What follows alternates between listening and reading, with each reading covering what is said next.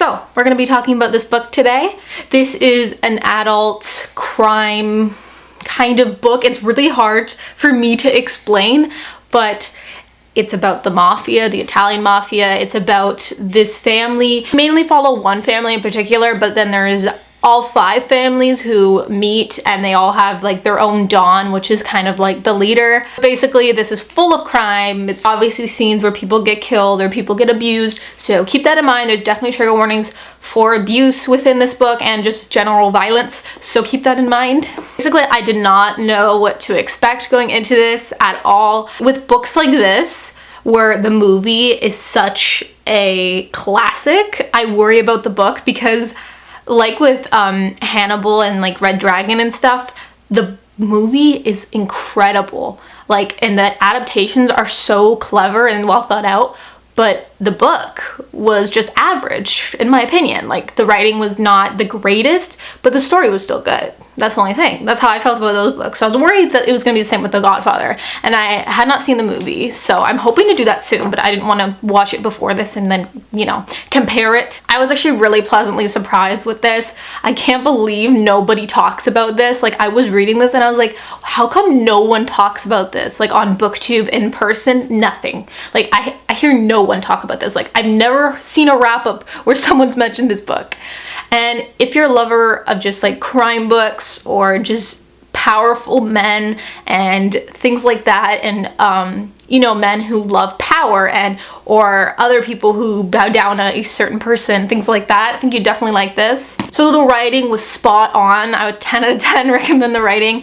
It was really good. It was really thorough. Like, I don't know if it was just me, but I felt like I was reading this forever. I think it's because the font is like kind of small. Like, it's smaller than like most books, I think, in my opinion, and then there's like no spacing, like there's no like spacing or anything, so it did take me a while, but it's only about 430 pages, so it's not too bad. But I felt like the descriptions were just so well done, and I was reading it and I was like, how come no one talks about this? Are you kidding me? I was really impressed by the writing, and honestly, it's split up into like book number 1, book number 2, and it goes on from there. And I didn't know this, but it's a series, which I think I'm good with the first book right now, but maybe one day I'll pick up the others. It definitely leaves on a point where I think you would be satisfied with the story, so if you're worried to get into a new series or whatever, I don't think that's the case.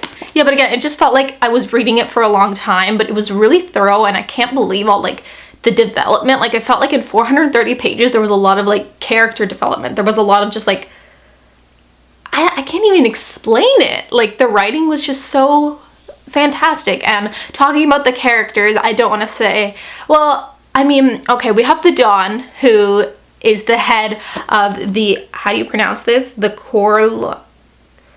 I'm gonna put it on here because I'm not gonna be able to say this. It's probably the easiest pronunciation. I'm just screwing up, but this family was like the main family of the book. So the Don, I loved hearing about him. I thought he was so interesting, just how everyone had so much respect for him. Like, it's not even that they were terrified of him, they just respected him so much. And then there were some people who were like fearful of him, but when he did something for you, he in return, if he ever needed something, he would cash it in, which it reminds me a lot of, this is weird, a show that I watch. It's a soap opera. Like, your moms probably watch it. Like, like if you're a mom, you watch it. No, I'm kidding. But or your grandparents watch it, etc. Maybe you watch it. But The Young and the Restless, it reminded me a lot of like Victor Newman and his power, and I don't know, it just really reminded me of that, and how you really, like, he doesn't directly threaten you all the time, but it's like sometimes it's just like underlying, or like you gotta read between the lines. Like, Victor actually does openly threaten sometimes, but the Don never really openly threatened anybody. Sometimes it was really implied though, just saying.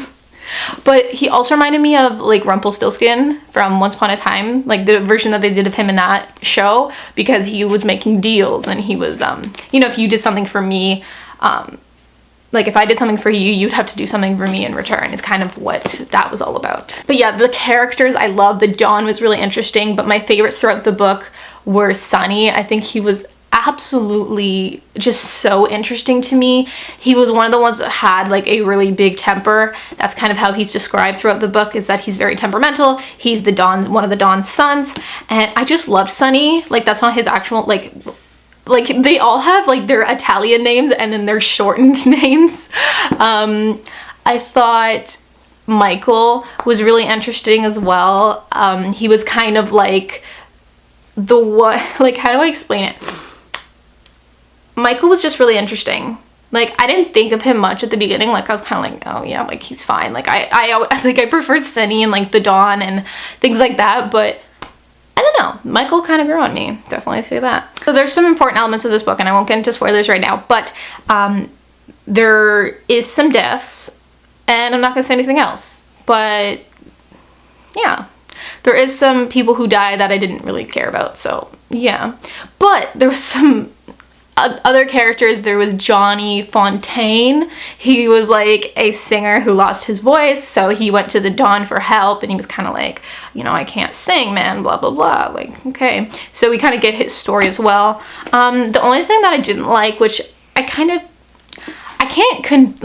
even excuse how they talk about women in this book. Like, it's not like every woman, but like the guys who are like a part of the mafia, a lot of them are like hiring like prostitutes, and they call them their whores. And one of the characters abuses his wife a lot, and that was really hard to read. So keep that in mind.